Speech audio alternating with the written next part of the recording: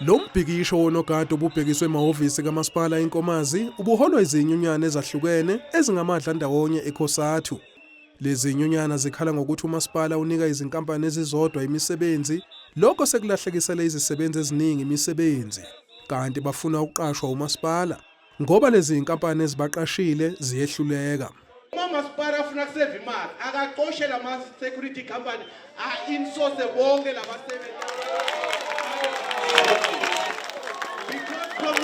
Whether uqosha abasebenzi mara ekugcineni solo uqashe the 3 companies.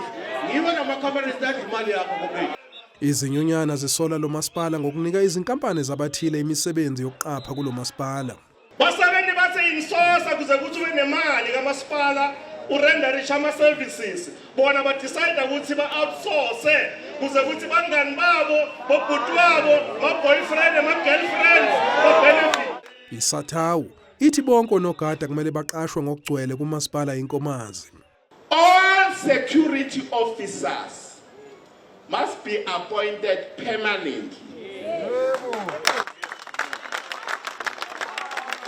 Because imali yokubaqasha permanent ikhona.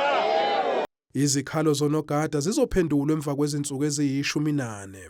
We'll continue another meeting. With the ECOSAT. Thank you very much. You'll get the response within the 14 days. Babalelwa ku-247 onogada balahlekelwe imisebenzi yabo kumasipala waseNkomazi.